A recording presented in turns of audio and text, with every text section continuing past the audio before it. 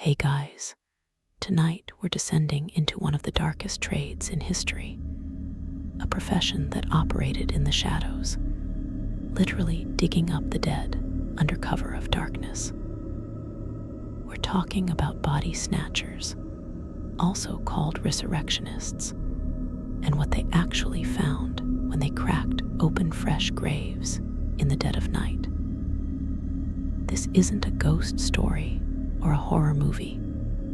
This is real history, and the reality was far more disturbing than most fiction. So before we go any further into the graveyards and anatomists' tables of the 18th and 19th centuries, take a moment to like the video and subscribe, but only if you genuinely enjoy what we do here.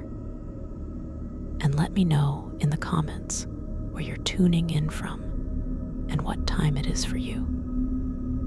It's always fascinating to see who's joining us from around the world, especially those of you settling in for the night. Now dim the lights, maybe turn on a fan for that soft background hum, and let's ease into tonight's journey into the resurrection trade. The body snatching industry emerged from a collision between the advancement of medical science and the limitations of the law. In the 18th and early 19th centuries, particularly in Britain, but also in America and continental Europe, medical education was undergoing a revolution. Anatomists and surgeons recognized that understanding human anatomy through direct dissection was essential for training competent doctors. But there was a critical problem. There weren't enough legal cadavers to meet the demand. In England, the Murder Act of 1752 stipulated that only the bodies of executed murderers could be used for anatomical dissection. And this was intended as an additional punishment beyond death itself, a deterrent that would make criminals fear not just execution, but what would happen to their bodies afterward. But executions, while public and frequent by our standards, weren't numerous enough to supply the growing medical schools with the dozens or hundreds of bodies they needed each year. This supply shortage created a market, and that market was filled by body snatchers, men who would dig up recently buried corpses and sell them to anatomists for dissection. The practice was illegal in a technical sense, but occupied a strange legal gray area. In English law, a corpse was not considered property. No one owned a dead body, which meant that stealing a body wasn't technically theft. Taking the burial clothes or jewelry would be theft, and body snatchers learned to leave those behind. But taking just the naked corpse was a misdemeanor at most, usually resulting in small fines or brief jail sentences if caught. This legal loophole allowed the resurrection trade to flourish, even as it was socially condemned and morally questionable. Medical schools needed bodies. Body snatchers provided them, and everyone involved pretended not to notice the source too closely.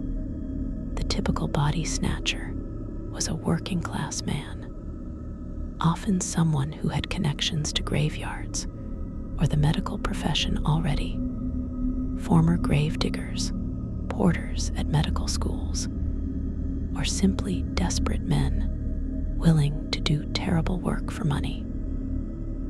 They operated in small gangs, usually 3 to 6 men, working with practiced efficiency. The work required specific skills and knowledge, understanding which graves were freshest therefore most valuable to anatomists. Knowing the layout of graveyards, and which had the weakest security, having the physical strength to dig quickly through 6 feet of earth, and possessing the stomach to handle decomposing bodies in the dark. Not everyone could do this work, and those who could formed a specialized criminal underclass that was both necessary to medical progress and reviled by respectable society. The process of body snatching typically began with reconnaissance. The gang would scout graveyards during the day, knotting fresh graves by the recently turned earth and new grave markers. They would identify their targets, ideally bodies that had been buried within the last few days, as fresher bodies commanded higher prices from anatomists.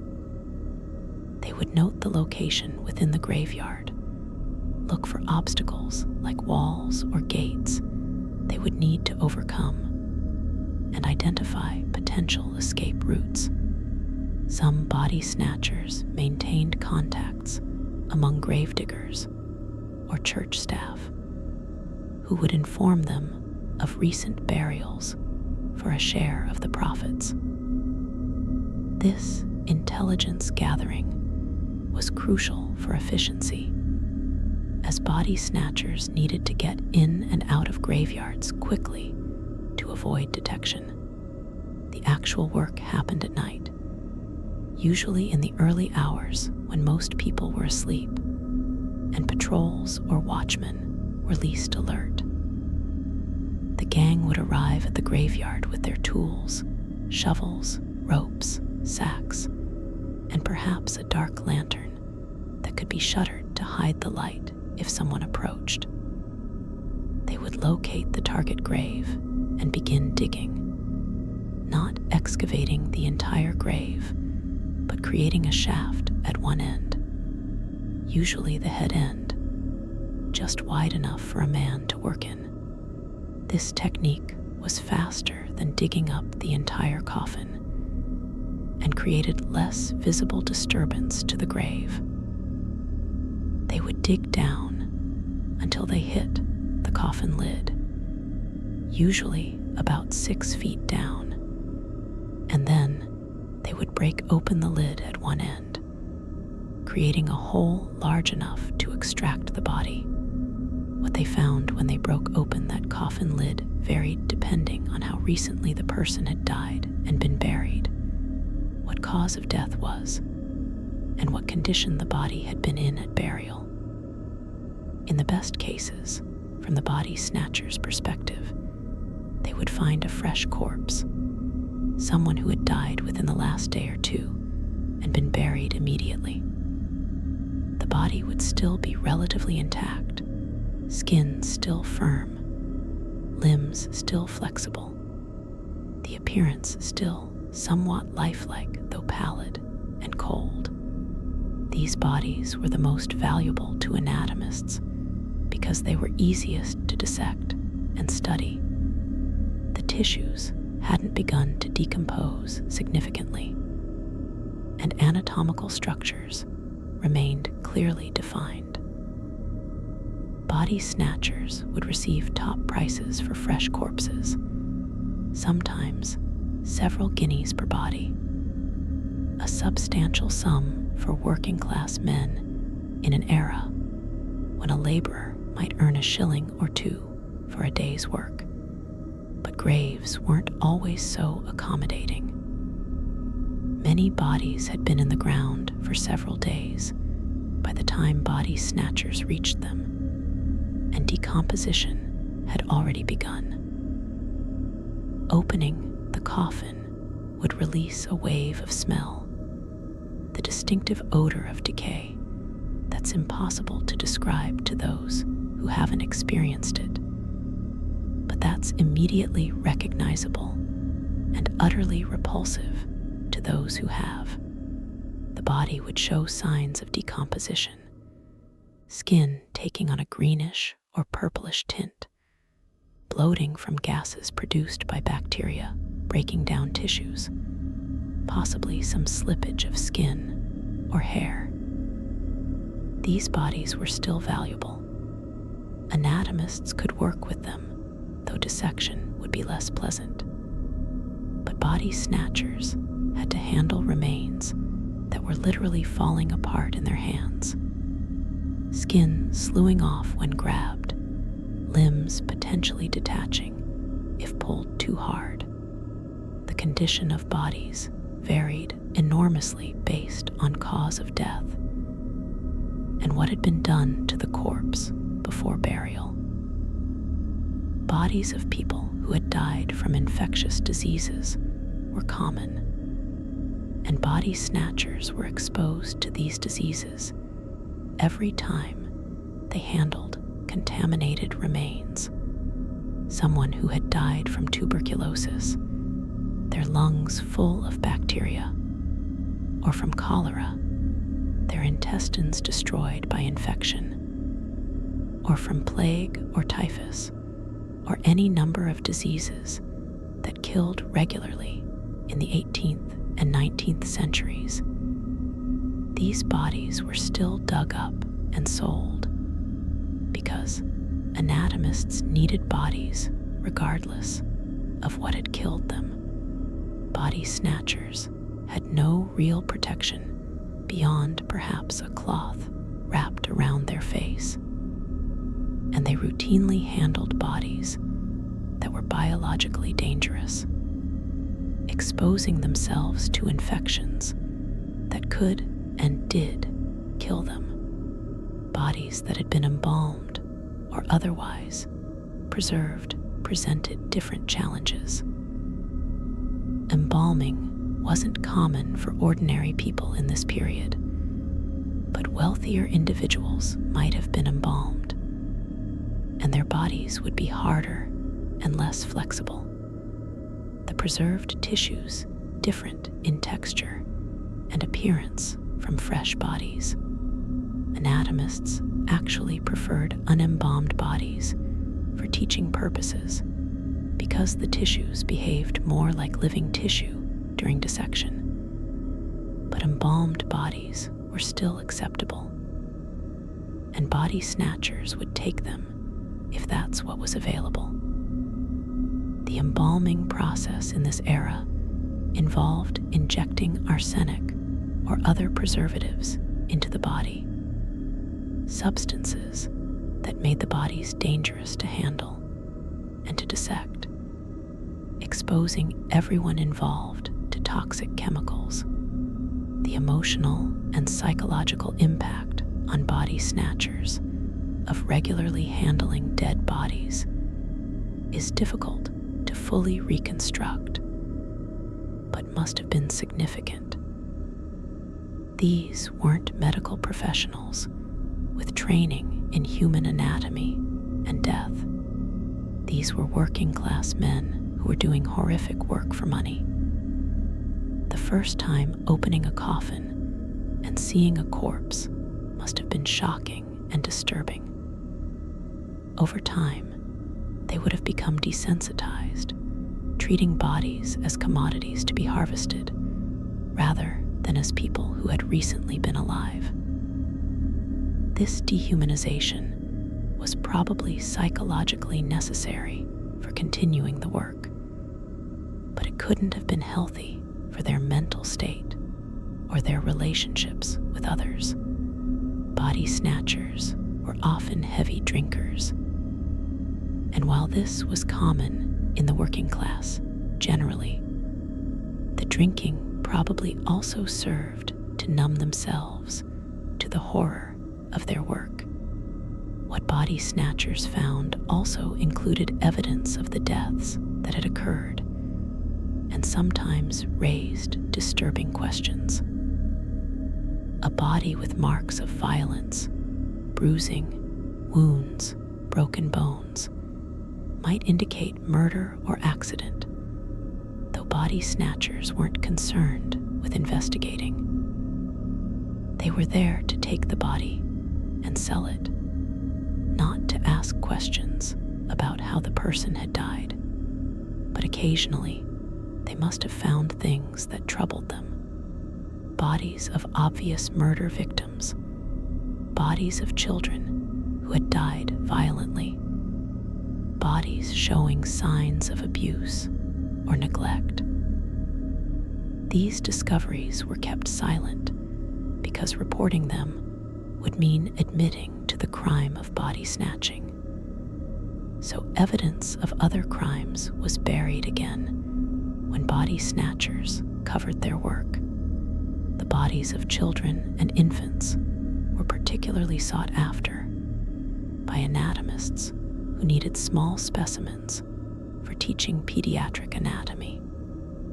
And body snatchers didn't hesitate to rob the graves of children, despite the additional emotional weight this might carry. Finding the body of a child in a tiny coffin must have affected even the most hardened body snatcher. But children's bodies commanded good prices and were relatively easy to transport, so they were targeted routinely. Parents who buried their children would sometimes sit vigil at the grave for nights afterward, knowing that their child's body was at particular risk from body snatchers. The violation of digging up a child's grave was seen as especially heinous by the public, but it happened regularly nonetheless. What body snatchers also encountered were the defensive measures that families and communities had established to protect graves. Wealthy families might place heavy stone slabs over graves, too heavy for body snatchers to move without equipment that would be too conspicuous. Iron cages called mortsafes would be placed over graves for several weeks after burial, protecting the body during the period when it was most valuable to anatomists. Some graveyards hired armed watchmen to patrol at night, and encounters between body snatchers and these guards sometimes turned violent. Spring guns, traps that would fire when triggered, were occasionally installed in graveyards, though these were dangerous to legitimate visitors as well, and were eventually banned. Body snatchers had to assess these defenses and decide whether a particular grave was worth the risk and effort required to overcome them. The social and family consequences of body snatching were devastating when discovered. Families who found that their loved one's grave had been violated experienced profound grief and outrage. The peace they thought they had found in burial was shattered by the knowledge that the body had been stolen, dissected, and destroyed. There was no way to recover the body from anatomists once it had been delivered and dissected. No way to give their family member a proper burial again. The violation was permanent and complete. Community anger could explode into riots when body snatching was discovered, with mobs attacking medical schools or hunting for suspected body snatchers. This popular fury demonstrated how strongly ordinary people felt about the sanctity of the grave and the rights of the dead, even as medical professionals argued that anatomical study was necessary for medical progress. The trade operated on a regular economic basis, with established prices, supply chains, and even specialization. Some body snatchers worked primarily in London, supplying the major medical schools there. Others operated in Edinburgh, where the medical school was particularly prominent, and the demand for bodies was high. Bodies were sometimes transported long distances, in barrels or crates and shipped by coach or ship from one city to another where demand was higher or prices better. This commerce in corpses was an open secret. Everyone knew it was happening. Newspapers reported on body snatching cases, and yet it continued because the medical establishment needed bodies and was willing to pay for them without asking too many questions about origin. The specific techniques that body snatchers developed reveal how professional and organized the trade became. The wooden spade was a preferred tool because it made less noise than metal when striking stones or the coffin lid.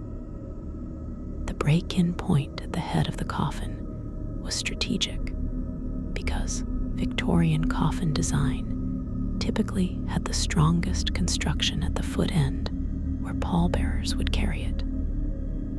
Breaking through at the head required less force and created less noise. The use of a rope or hook to extract the body was standard. They would loop a rope under the corpse's arms or use an iron hook to drag it through the opening in the coffin lid. This meant they never had to fully expose or exhume the coffin, making the work faster and less detectable. The seasonality of body snatching also shaped the trade. Winter was prime season because bodies decomposed more slowly in cold weather, meaning the window of freshness was longer. Cold nights also meant fewer people would be out and about in graveyards, giving body snatchers more freedom to work. Summer was slower season because decomposition happened rapidly in warm weather. Bodies became unusable for dissection within days, and the smell of decomposition was more noticeable and more likely to attract attention.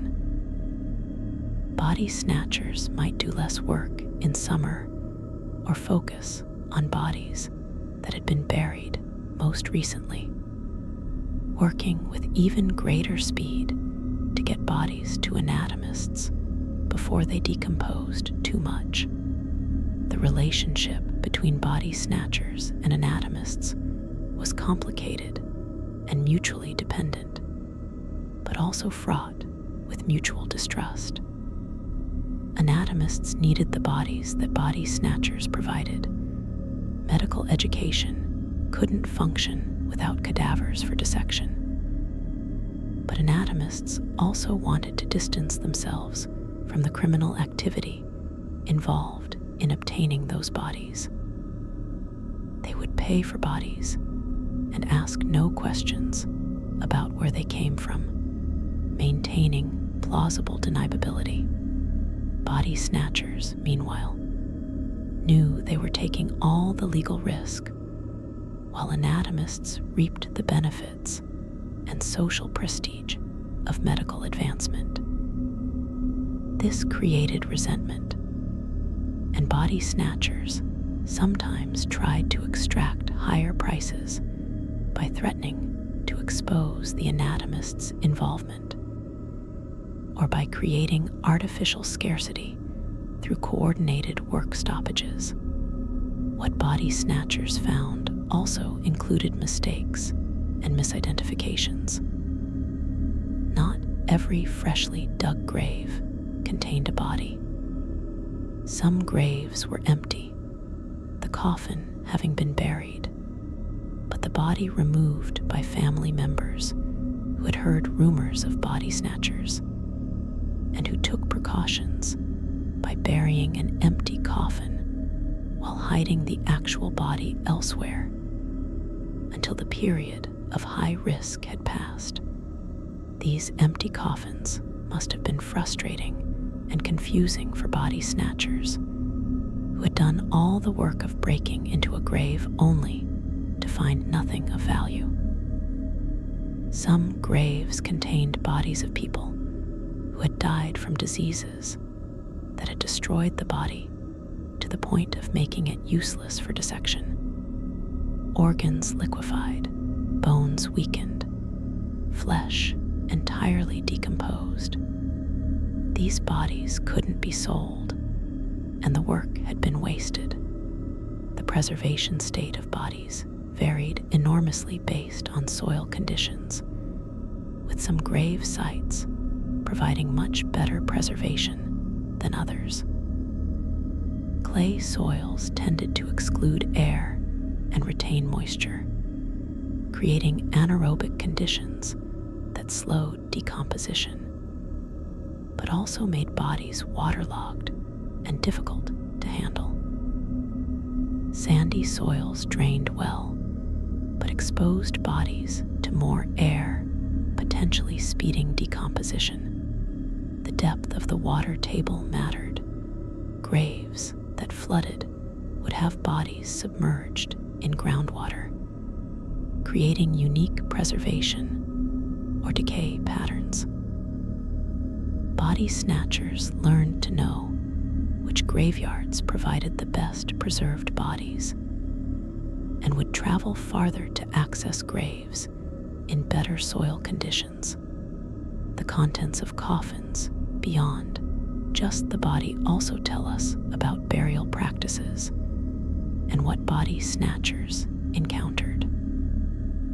Many bodies were buried with coins on their eyes, an ancient tradition meant to pay Karen the ferryman for passage to the afterlife, or simply to keep the eyes closed.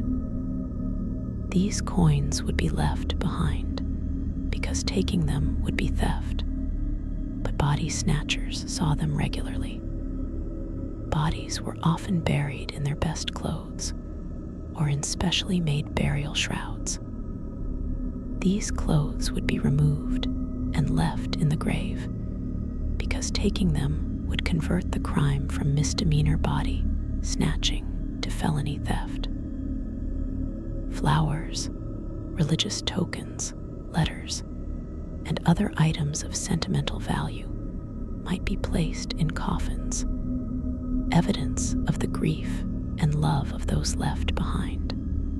Body snatchers saw all of this and took only the body, leaving the personal effects behind as testament to lives that had been lived and mourned. Some coffins contained multiple bodies, particularly in cases of family burials, where a deceased child might be placed in the coffin with an adult family member who died around the same time, or where spouses were buried together.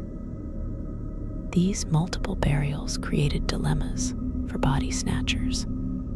Do you take both bodies? Take only one? Which one?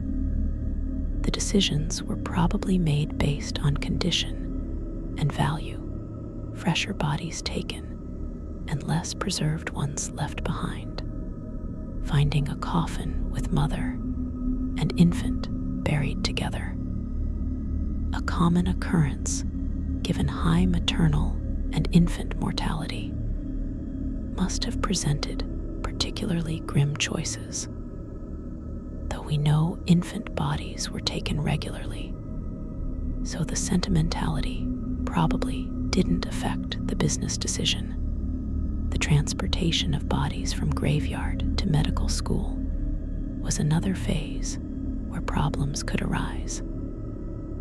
Bodies had to be carried or carted through city streets, and while this was usually done at night, there was always risk of being stopped by watchmen or constables. Bodies were placed in sacks, sometimes multiple bodies in one sack, and carried over shoulders or loaded onto carts. The smell would be noticeable if the bodies were at all decomposed, and the irregular shape of a body in a sack was suspicious if observed closely. Body snatchers developed cover stories.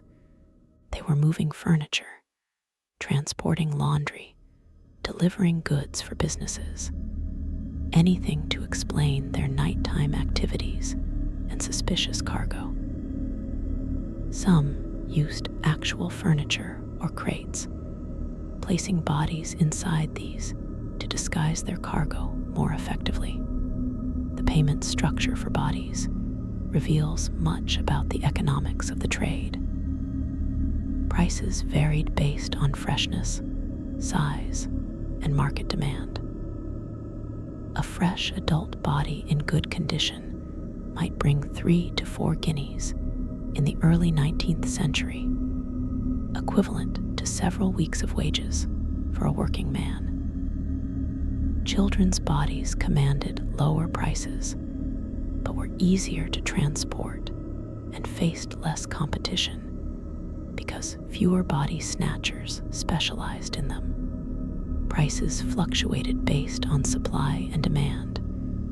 When medical schools had adequate bodies, prices dropped. When shortages occurred, prices rose. Body snatchers sometimes tried to manipulate the market by coordinating to restrict supply and drive prices up, creating a kind of labor action in reverse where the workers withheld their product to demand better payment. The famous cases of body snatching gone wrong illustrate both the hazards of the trade and the extremes to which some went. Burke and Hare in Edinburgh are the most notorious example, starting as body snatchers, but then moving to murder when they realized that creating fresh bodies was more profitable and easier than digging them up. Their victims were usually people whose disappearances wouldn't be investigated: the poor, the homeless, the friendless, and they killed at least 16 people over about a year before being caught.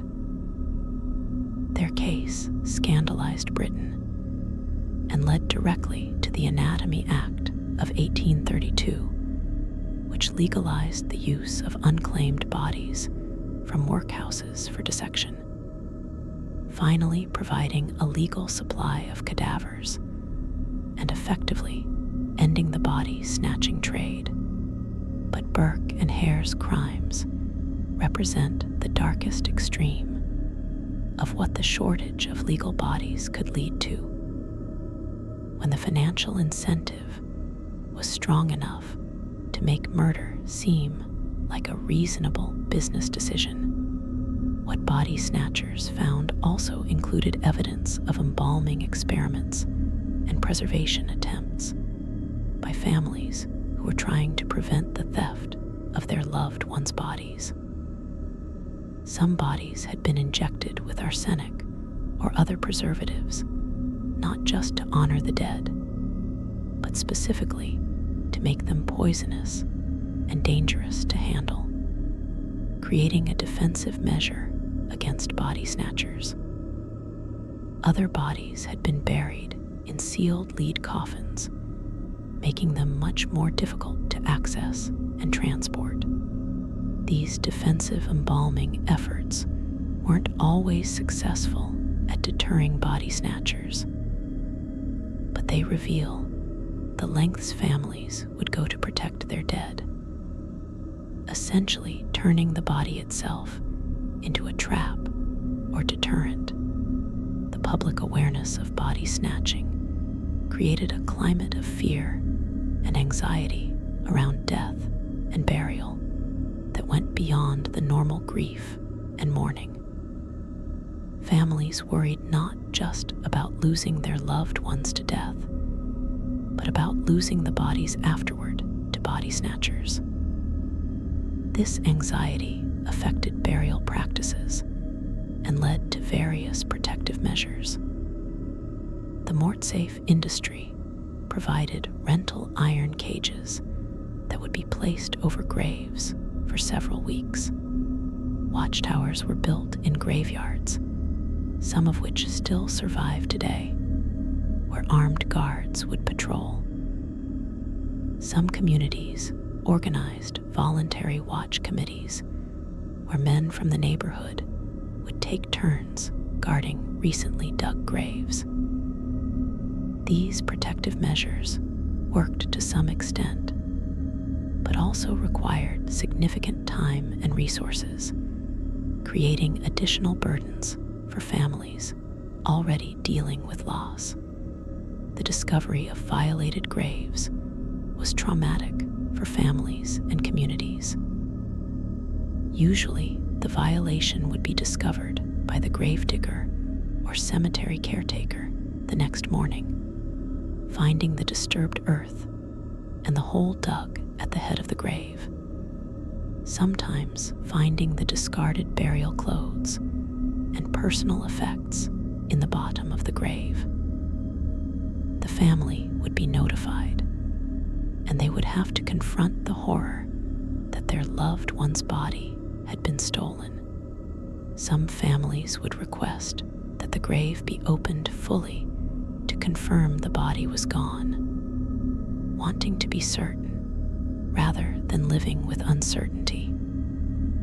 The empty coffin, or the evidence that the body had been roughly handled and removed, would compound their grief with anger and violation. The psychological impact on body snatchers themselves of years of this work must have been significant.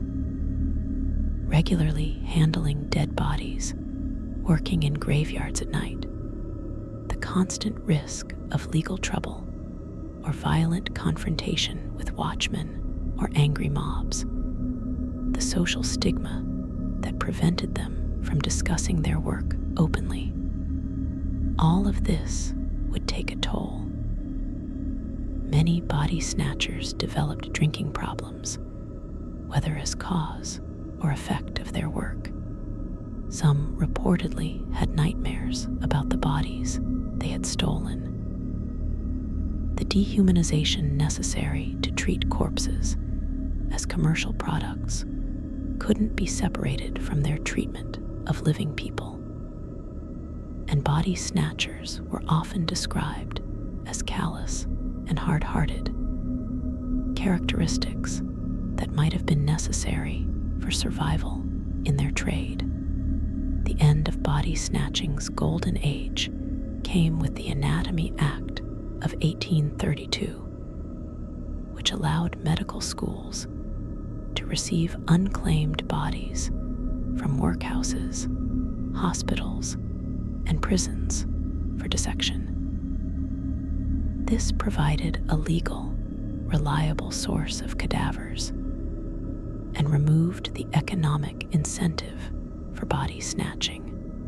The act was controversial because it essentially meant that the bodies of the poor, those who died in workhouses without family to claim them, would be subjected to dissection, transferring the burden and indignity from the bodies being stolen from graves to the bodies of the destitute.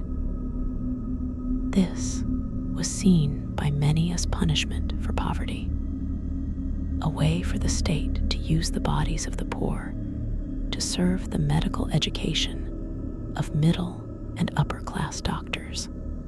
But it did effectively end the body snatching trade, as the supply of legal bodies met the demand from medical schools. After the Anatomy Act, body snatching didn't completely disappear, but became much rarer and more localized. Some continued for a time in areas where medical schools couldn't access adequate supplies of unclaimed bodies, or where anatomists preferred fresher bodies than the workhouse dead who might have died from infectious diseases. But the organized trade, the professional body snatching gangs that had operated for decades, largely dissolved. Some former body snatchers continued in related work, becoming porters at medical schools or working in mortuaries. Others presumably moved to different criminal enterprises or tried to return to conventional employment, though the stigma of having been known as body snatchers probably followed them. The contents of coffins beyond just the body also tell us about burial practices and what body snatchers encountered. Many bodies were buried with coins on their eyes, an ancient tradition meant to pay Karen the ferryman for passage to the afterlife, or simply to keep the eyes closed. These coins would be left behind because taking them would be theft, but body snatchers saw them regularly. Bodies were often buried in their best clothes or in specially made burial shrouds. These clothes would be removed and left in the grave because taking them would convert the crime from misdemeanor body snatching to felony theft. Flowers, religious tokens, letters, and other items of sentimental value might be placed in coffins, evidence of the grief and love of those left behind. Body snatchers saw all of this and took only the body, leaving the personal effects behind as testament to lives that had been lived and mourned.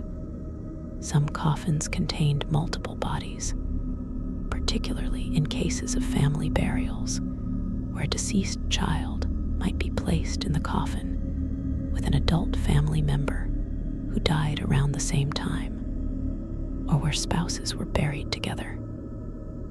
These multiple burials created dilemmas for body snatchers. Do you take both bodies? Take only one? Which one? The decisions were probably made based on condition and value, fresher bodies taken and less preserved ones left behind. Finding a coffin with mother and infant buried together, a common occurrence given high maternal and infant mortality, must have presented particularly grim choices. Though we know infant bodies were taken regularly, so the sentimentality probably didn't affect the business decision. The transportation of bodies from graveyard to medical school was another phase where problems could arise. Bodies had to be carried or carted through city streets, and while this was usually done at night, there was always risk of being stopped by watchmen or constables. Bodies were placed in sacks, sometimes multiple bodies in one sack, and carried over shoulders or loaded onto carts. The smell would be noticeable if the bodies were at all decomposed, and the irregular shape of a body in a sack was suspicious if observed closely. Body snatchers developed cover stories. They were moving furniture, transporting laundry, delivering goods for businesses, anything to explain their nighttime activities and suspicious cargo. Some used actual furniture or crates, placing bodies inside these to disguise their cargo more effectively. The payment structure for bodies reveals much about the economics of the trade. Prices varied based on freshness, size, and market demand. A fresh adult body in good condition might bring 3 to 4 guineas in the early 19th century, equivalent to several weeks of wages for a working man. Children's bodies commanded lower prices, but were easier to transport and faced less competition because fewer body snatchers specialized in them. Prices fluctuated based on supply and demand. When medical schools had adequate bodies, prices dropped. When shortages occurred, prices rose. Body snatchers sometimes tried to manipulate the market by coordinating to restrict supply and drive prices up, creating a kind of labor action in reverse where the workers withheld their product to demand better payment. The famous cases of body snatching gone wrong illustrate both the hazards of the trade and the extremes to which some went. Burke and Hare in Edinburgh are the most notorious example, starting as body snatchers, but then moving to murder when they realized that creating fresh bodies was more profitable and easier than digging them up. Their victims were usually people whose disappearances wouldn't be investigated: the poor, the homeless, the friendless, and they killed at least 16 people over about a year before being caught. Their case scandalized Britain and led directly to the Anatomy Act of 1832, which legalized the use of unclaimed bodies from workhouses for dissection, finally providing a legal supply of cadavers and effectively ending the body snatching trade. But Burke and Hare's crimes represent the darkest extreme of what the shortage of legal bodies could lead to. When the financial incentive was strong enough to make murder seem like a reasonable business decision, what body snatchers found also included evidence of embalming experiments and preservation attempts by families who were trying to prevent the theft of their loved ones' bodies.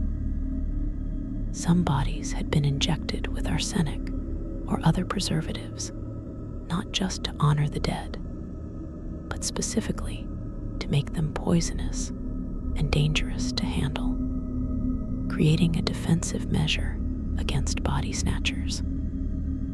Other bodies had been buried in sealed lead coffins, making them much more difficult to access and transport. These defensive embalming efforts weren't always successful at deterring body snatchers, but they reveal the lengths families would go to protect their dead, essentially turning the body itself into a trap or deterrent. The public awareness of body snatching created a climate of fear and anxiety around death and burial that went beyond the normal grief and mourning. Families worried not just about losing their loved ones to death, but about losing the bodies afterward to body snatchers. This anxiety affected burial practices and led to various protective measures. The mortsafe industry provided rental iron cages that would be placed over graves for several weeks. Watchtowers were built in graveyards, some of which still survive today, where armed guards would patrol. Some communities organized voluntary watch committees, where men from the neighborhood would take turns guarding recently dug graves. These protective measures worked to some extent, but also required significant time and resources, creating additional burdens for families already dealing with loss. The discovery of violated graves was traumatic for families and communities. Usually, the violation would be discovered by the gravedigger or cemetery caretaker the next morning, finding the disturbed earth and the hole dug at the head of the grave, sometimes finding the discarded burial clothes and personal effects in the bottom of the grave. The family would be notified, and they would have to confront the horror that their loved one's body had been stolen. Some families would request that the grave be opened fully to confirm the body was gone. wanting to be certain rather than living with uncertainty. The empty coffin, or the evidence that the body had been roughly handled and removed, would compound their grief with anger and violation. The psychological impact on body snatchers themselves of years of this work must have been significant. Regularly handling dead bodies, working in graveyards at night, the constant risk of legal trouble or violent confrontation with watchmen or angry mobs, the social stigma that prevented them from discussing their work openly. All of this would take a toll. Many body snatchers developed drinking problems, whether as cause or effect of their work. Some reportedly had nightmares about the bodies they had stolen. The dehumanization necessary to treat corpses as commercial products couldn't be separated from their treatment of living people. And body snatchers were often described as callous and hard-hearted, characteristics that might have been necessary for survival in their trade. The territorial nature of body snatching also created conflicts between rival gangs. Different groups would claim certain graveyards as their territory, and disputes over who had the right to work particular cemeteries could turn violent. These turf wars were fought not just over the economic value of the bodies, but over pride and reputation within the criminal underworld.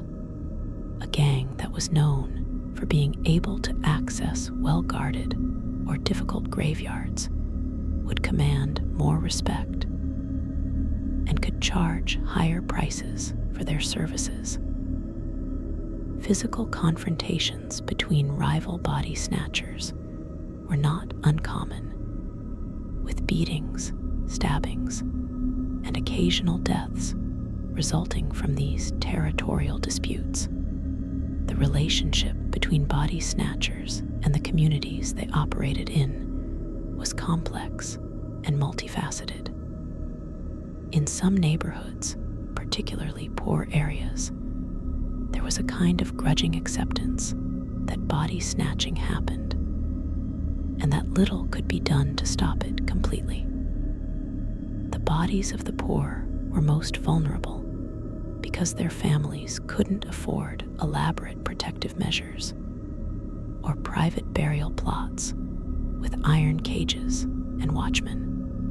This created a class dimension to body snatching, where the bodies of the working class and poor were disproportionately targeted, while the wealthy could better protect their dead. This inequality in death mirrored the inequalities of life and created resentment that occasionally erupted into riots or attacks on medical schools. The skills that body snatchers developed went beyond just physical labor and nerve.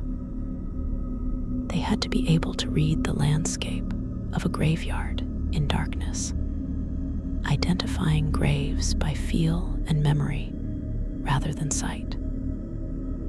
They developed techniques for moving silently, for coordinating their work without speaking, using hand signals and practiced movements that allowed them to work efficiently in near total darkness.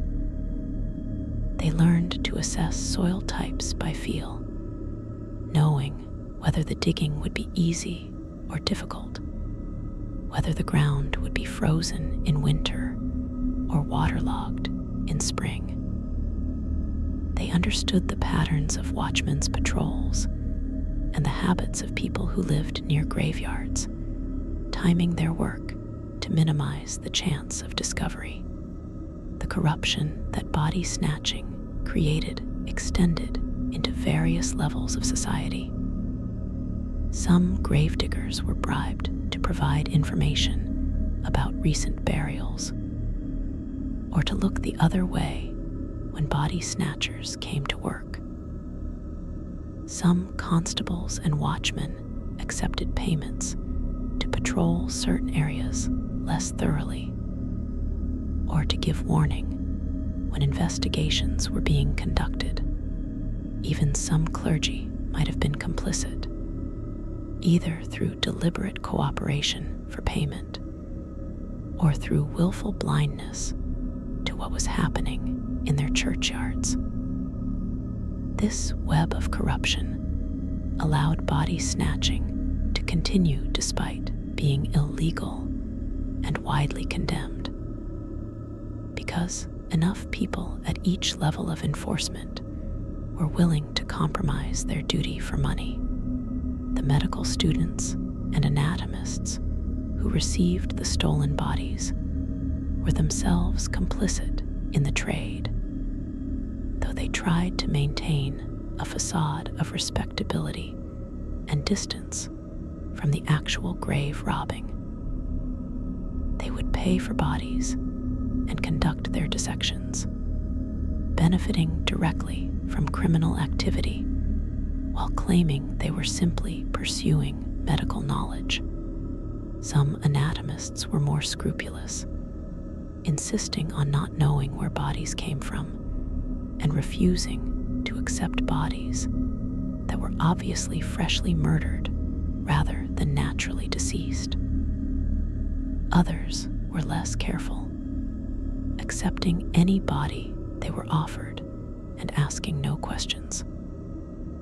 This moral ambiguity at the heart of medical education in this period created tension between the stated ideals of the medical profession and the reality of how they obtained their teaching materials.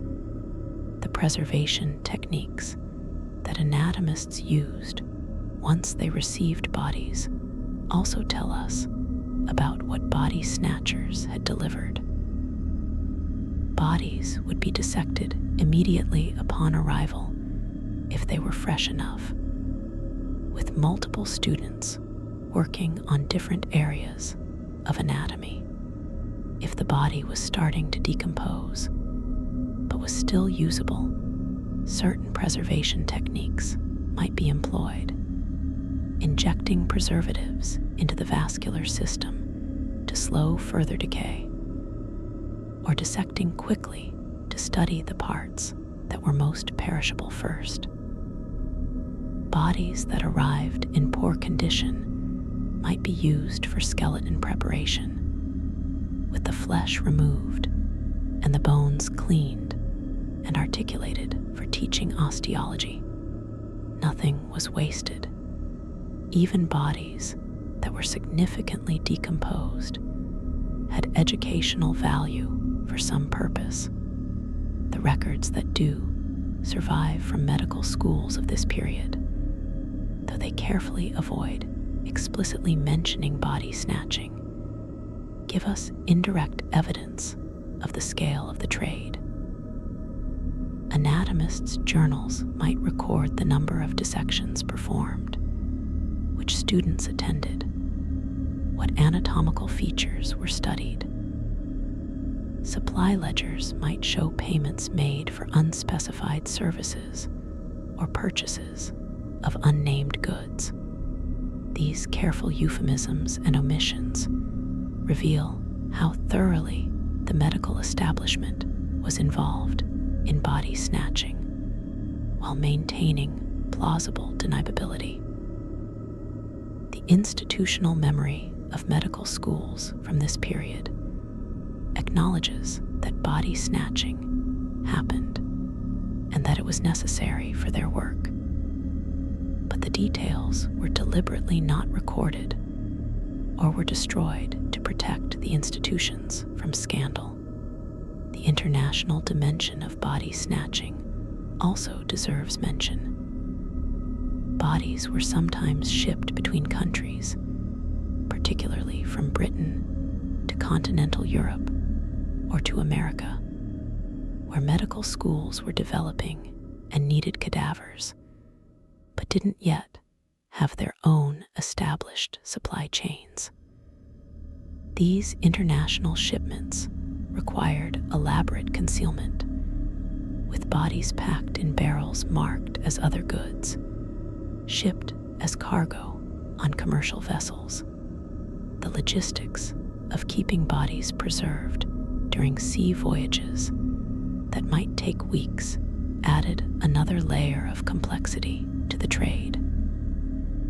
Salt packing, crude embalming, and simply relying on cold weather during winter crossings all served to keep bodies usable for dissection after long journeys.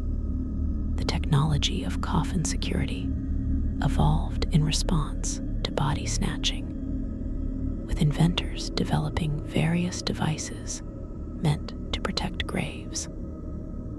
Some coffins were designed with internal locks that could only be opened from inside, though these were useless against body snatchers who simply broke through the wood.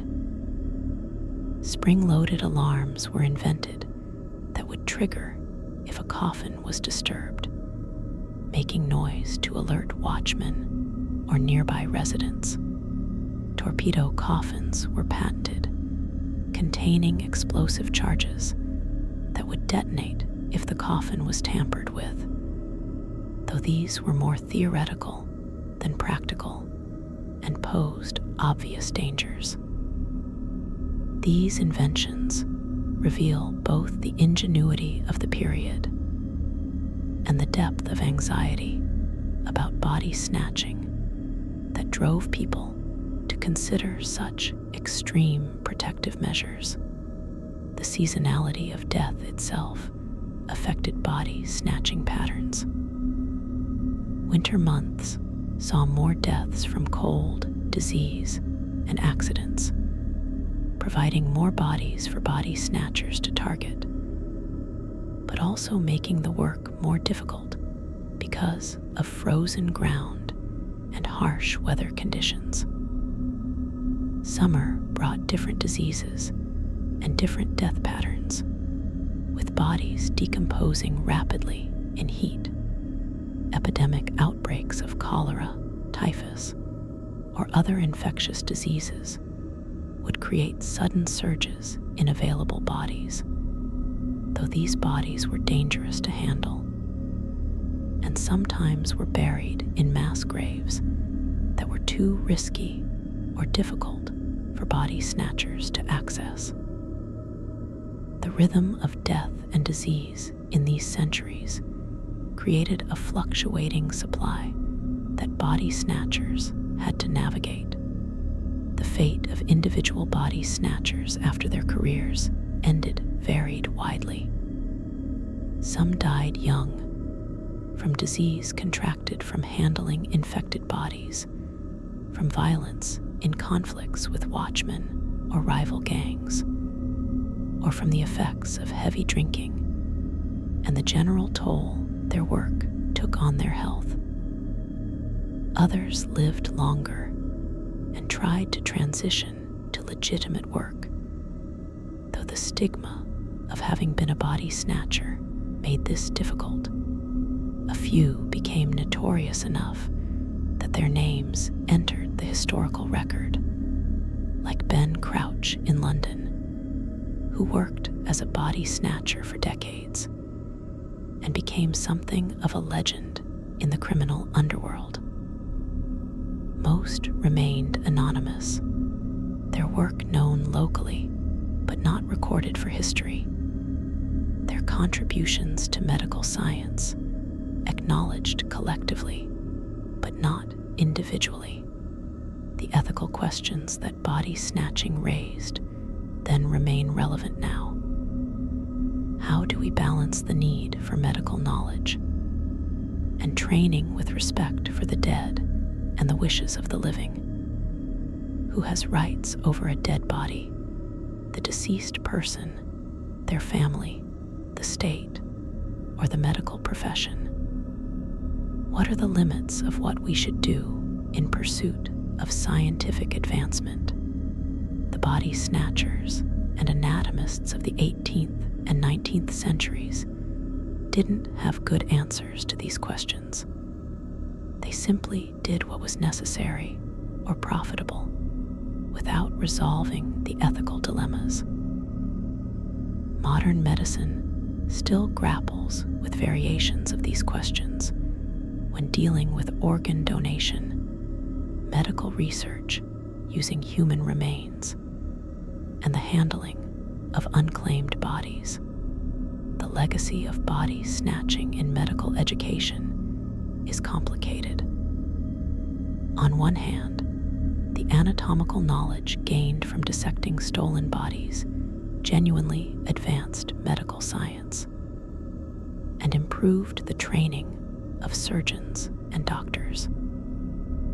Generations of physicians learned anatomy from cadavers that had been stolen from graves, and this knowledge was used to treat patients and save lives. On the other hand, this advancement came at the cost of violating the dead, causing immense grief to families, and creating a system where the poor bore the physical burden of medical education, while the benefits flowed primarily to the middle and upper classes. The ends don't necessarily justify the means, but the means were used anyway, and the results shaped modern medicine. The cultural impact of body snatching extended beyond its immediate participants. Gothic literature of the period was influenced by body snatching, with novels and stories featuring grave robbers, reanimated corpses, and the violation of the sacred boundary between life and death. Mary Shelley's Frankenstein, published in 1818, draws on the contemporary reality of body snatching and anatomical dissection, with Victor Frankenstein's creature assembled from parts of multiple corpses, obtained through means the novel deliberately leaves vague. The body snatching trade fed into broader anxieties about death, science, and the boundaries of acceptable behavior that permeated the culture of the time. The evidence that body snatchers left behind also tells us about their methods and their mistakes. Graves that were obviously disturbed, with earth scattered and holes visible, indicated either rushed work or careless body snatchers who didn't take time to conceal their activities. More skilled body snatchers would carefully replace the earth and restore the grave's appearance so that the theft might not be discovered for days or weeks, by which time they were long gone and the trail was cold. The presence of discarded burial clothes and personal items indicated that the body snatchers knew the legal distinctions and were being careful to avoid theft charges while committing the lesser offense of body snatching. The angle and position of the shaft dug into the grave revealed their techniques and their understanding of coffin construction. The community responses to body snatching also evolved over time. Early on, there might have been shock and horror, but limited organized resistance. As body snatching became more common and more widely understood, communities developed more sophisticated defenses. Watch committees became more organized, mort safes became more widely available, and communication between graveyards improved so that warnings could be shared about body snatcher activity in particular areas. This evolution in defensive measures forced body snatchers to become more clever and more careful. creating an arms race of sorts between those trying to protect graves and those trying to rob them. The relationship between body snatching and other criminal activities was also significant. Body snatchers often came from the same social networks as thieves, smugglers, and other criminals, and they sometimes engaged in other illegal activities alongside their body snatching work.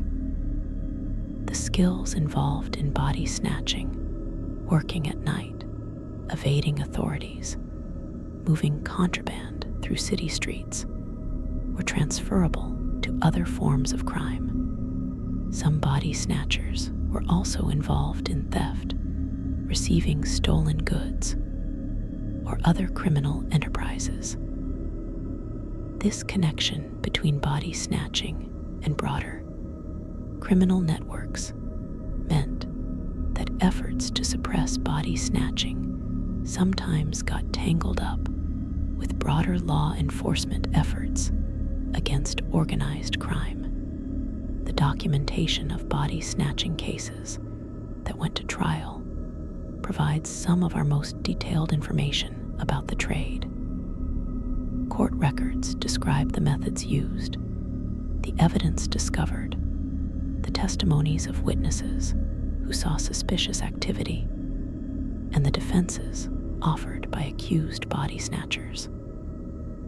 These legal documents reveal the difficulty of proving body snatching charges, as catching someone in the act was rare, and circumstantial evidence was often insufficient for conviction. The penalties, when convictions did occur, were often relatively light, reflecting the legal ambiguity around body snatching, and possibly also reflecting the tacit acceptance that the practice served a necessary purpose for medical education, despite being socially unacceptable. The transition period after the Anatomy Act of 1832 saw the gradual dissolution of the body snatching trade, but also some continuation of old practices. Some body snatchers found work within the new legal system, becoming porters or assistants at medical schools, where they handled the unclaimed bodies that were now legally available for dissection. Others struggled to find legitimate work and may have continued occasional body snatching, particularly targeting graves of people who had died recently and whose bodies would be fresher than the workhouse dead that medical schools were now receiving. The stigma of having been known as a body snatcher followed these men for the rest of their lives, marking them as having crossed moral boundaries that respectable society found unforgivable. The geographical variation in body snatching also tells us about regional differences in medical education, law enforcement, and burial practices. London and Edinburgh were major centers of body snatching because of their large medical schools and high demand for cadavers. Rural areas had less body snatching because there were fewer medical schools nearby to buy the bodies, though bodies might be stolen from rural graveyards and transported to cities if the price was right. American cities like New York, Philadelphia, and Baltimore developed their own body snatching trades as medical education expanded in the United States, facing similar legal ambiguities and social tensions as their British counterparts. Each region developed its own patterns, its own notable cases, and its own eventual resolution to the problem of supplying cadavers for medical education, the long-term consequences of body snatching for medical ethics and regulation shaped the development of modern medical practice. The scandals and controversies surrounding body snatching contributed to the development of clearer ethical guidelines for medical research and education. The recognition that the system of relying on stolen bodies was both morally problematic and practically unsustainable led to the reforms embodied in the Anatomy Act and similar legislation elsewhere. The principle that medical education should not depend on criminal activity or on exploiting the vulnerable became established. Though the implementation of this principle through using the bodies of workhouse dead meant that exploitation continued in a different form. The stories of individual body snatchers, when they can be reconstructed, reveal the human dimension of this trade. These were men, and they were almost exclusively men, who made difficult choices in difficult economic circumstances. Some may have genuinely believed they were serving medical progress by providing bodies for dissection. Others probably saw it simply as a way to make money that paid better than conventional labor. Most likely experienced a mixture of motivations, practical necessity, financial opportunity, and perhaps some rationalization that what they were doing was somehow justified by its contribution to medical science. Understanding body snatchers as people rather than simply as criminals or as necessary evils complicates our judgment of them while not excusing what they did. The material culture of body snatching, the tools and equipment used, tells us about the practical aspects of the trade. Wooden spades, ropes and hooks for extracting bodies, sacks for transportation, dark lanterns that could be shuttered, carts, or barrows for moving bodies. All of these items had to be obtained and maintained. Some tools were specialized and would have been suspicious if found in someone's possession, making their ownership itself evidence of body snatching activity. The investment in equipment indicates that body snatching was not just desperate, opportunistic crime, but an organized trade where practitioners invested in the tools of their profession. The weather and environmental conditions affected body snatching work in ways that went beyond just the preservation of bodies. Rainy nights made digging more difficult, but also muffled sound and kept people indoors, providing cover for body snatchers' activities. Moonlit nights made work easier, but also made body snatchers more visible to any observers. Foggy nights, common in British cities, provided excellent cover, but made navigation more difficult. Body snatchers had to balance these factors, choosing their working nights based on conditions that would maximize their chances of success while minimizing risk of discovery. This weather-dependent aspect of their work meant that there were probably many nights when conditions were right, but no work was done because the weather didn't cooperate. The competition among anatomists for fresh bodies also shaped the trade. Medical schools competed with each other for students, and having access to adequate cadavers for dissection was a key selling point for attracting enrollments. This competition created pressure on anatomists to secure reliable supplies of bodies, which in turn meant maintaining good relationships with body snatchers and paying competitive prices. Some anatomists developed preferred relationships with particular body snatching gangs, essentially having regular suppliers who would bring bodies to them first.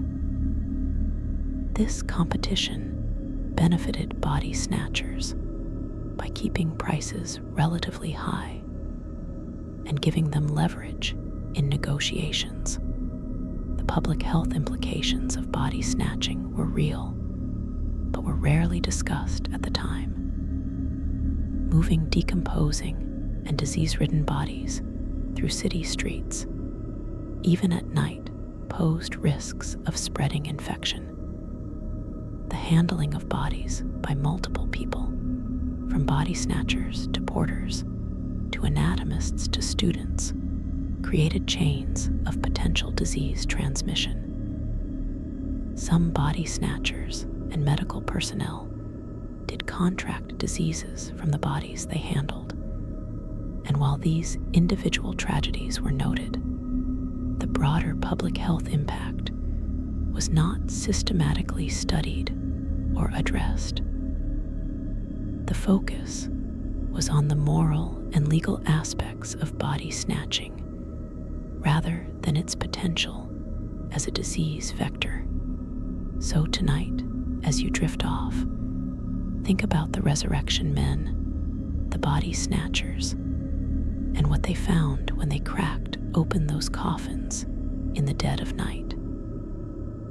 Think about the desperation that drove them to such work, the economic forces that created the trade, and the medical knowledge that was built, in part, on stolen bodies pulled from fresh graves.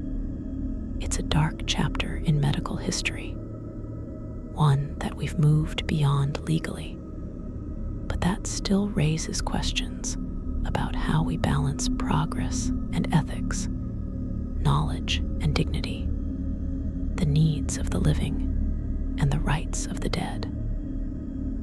These are questions without easy answers, just as they were questions without easy answers for the people living through this era. But understanding this history, understanding what body snatchers actually found and what they actually did, helps us appreciate both how far medicine has come and the ethical foundations it was built upon, however troubled those foundations might have been. Rest easy tonight, knowing that the age of body snatchers has passed, but remember the reality of what they found in those graves, because that reality shaped the world of medicine we live in today. Sweet dreams.